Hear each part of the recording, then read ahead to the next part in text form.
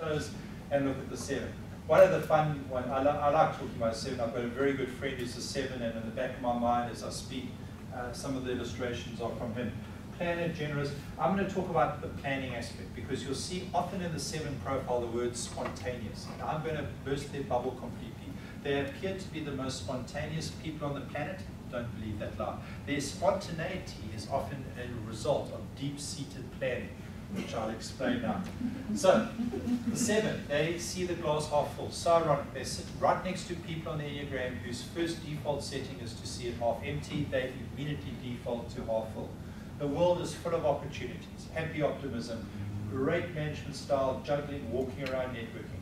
What 7s battle with is dealing with the pain in management. I know a 7 who became a CEO in an industry where there was a lot of stuff with trade unions. He had to do a lot of retrenchments, wasn't sleeping at night, nearly killed him. He went back to the board because he had enough self-awareness and confidence to say, I want my old job back.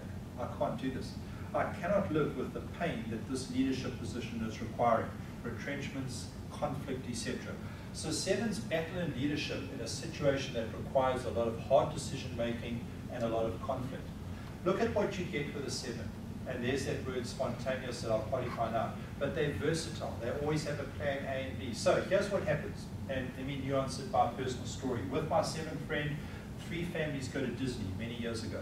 Holiday of a lifetime. Kids are at an age where they can appreciate it. My friend who's a 7 would go for a run every morning in the condo we were time sharing together, and would come back at the time the rest of us sane people were waking up. And you know what he'd walk into the condo and say? What's for dinner tonight? We haven't even had breakfast. And he's asking what. Food is always very important for 7. They want to know, they want to have good food and nice wine, etc. But here's how his mind works. He's planned the perfect day. We're going to go to this theme park, we're going to go to this. He's planned the perfect day, and for a 7, a perfect day ends with a perfect meal. He doesn't want to get to the end of a perfect day and have to buy a cold McDonald's hamburger. So what's for dinner tonight is his way of capping a perfect meal, a nice steak, red wine, etc. Logical. So their spontaneity is actually deeply planned, because they will come to you at 6 o'clock on a Saturday night and say, well, let's go down to this pub. And it sounds like the most spontaneous moment, but they have woken up with this idea. They have planned their day, and they know that they're going to end their day. And the way to test that spontaneity is to throw back them and say, no, I'm actually tired, I'm not interested. And their whole world collapses. 7s also have a plan B and a plan C. They make great strategic planners, because if plan A doesn't work out, I'll go to plan B. So this friend of mine that we often watch rugby together, he has a surround sound system. Of course he does. He's a 7. He has a big plasma screen. Of course he does. He's a dead. I mean, you want to watch rugby with a 7. He has great food, a wonderful sound system, all the good things in life. Do you think we will lock in on a Monday or Tuesday that we're going to watch the Springboks whip the English on Saturday? Not a chance. That plan will be made on Friday or Saturday, and he knows I'm going to be there and watch. I know I'm going to be there and watch, but you see, he doesn't commit on Monday, because what if something better comes up? 7s hate feeling constricted by plans they make, and so they always keep. So they're hyperactive. The wife of this guy talks about going to a party. She just settles down with a glass of wine, just starts making nice conversation, and he'll come and say, come, we're out of here. They go to the next venue. She just settles down, just starts to come, we out of here. The hyper, because if you at a party and you see your 7 friend leave, get out of there immediately. Why? Because they can smell the downside of life long before anybody else. And because they don't want to deal with the downside, they keep going from activity to activity. So the hyperactivity of 7s can be very pronounced. Moving on to things very quickly. When you look at a good day, look at what you get. Again, there's that word, but they engage, they passion. 7s are the only kind of people that can go to a funeral and crack a joke.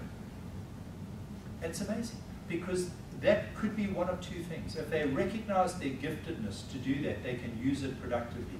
But if they aren't aware, they will crack the same joke and get away with it, but it's a defense mechanism. Humor is often used as a defense mechanism. When we do the silence class, I can guarantee you that the first comments will be something that is funny, so everyone laughs. And you think back to humor in that first hour yesterday.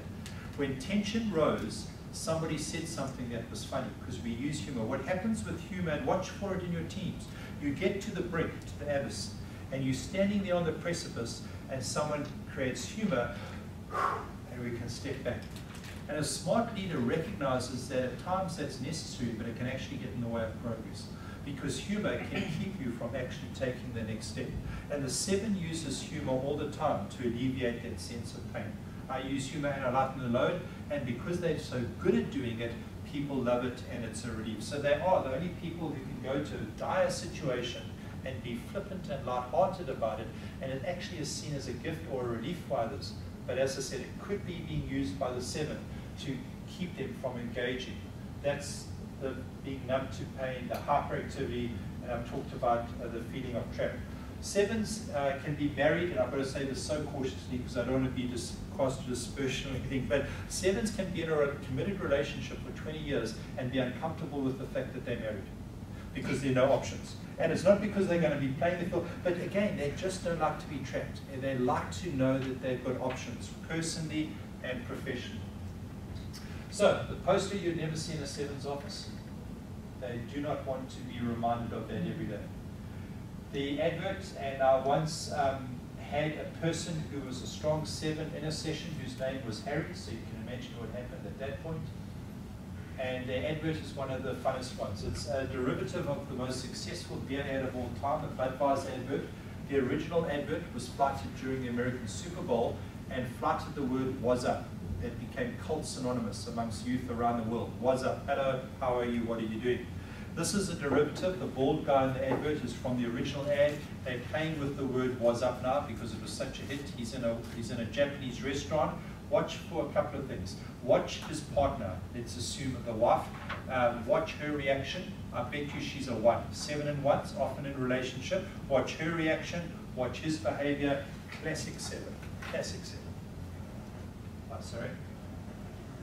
Here you are sushi and wasabi. Wasabi. Yeah, wasabi. Wasabi. Wasabi. Wasabi. Wasabi. Wasabi. Wasabi. Wasabi. Wasabi. Wasabi. Wasabi.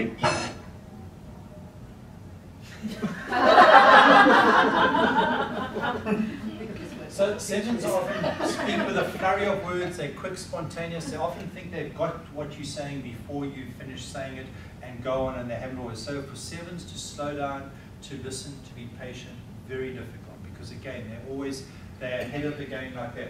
Look at their body language. Bright-eyed. Where do 7s go under stress? And that explains their sharp tone. Well, under stress, 7s go to 1. Sorry. So under stress, what happens is the 7 gets the worst of the 1, becomes critical, judgmental, very sharp, etc. So that explains that. The growth of the 7 is towards the depth of the 5, to learn to be alone, to learn to embrace solitude, to be more contemplative, to be more restful, etc., etc. That is the growth development for the 7. Their blind spot, they may not have absorbed all the information and knowledge they believe they have mastered. So to listen intently, they don't make great listeners because of that. In terms of at work, they go through the cracks rather. They're excellent in open-ended projects, and as I said, can be very forgiving. Great friends to have, can be very forgiving and creative in hard times, and come alongside. Have a strong sense of self-worth, like the 3s, are very confident, back themselves. They're not riddled with self-doubt and are not preoccupied with self. Very assertive, not assertive, very confident and embracing like that. In terms of leadership style, slow your pace, find the truth in a criticism, complete your tasks. Kind of obvious as well, but can be very helpful when supervising a 7 and pulling them through to a greater level of performance or engagement.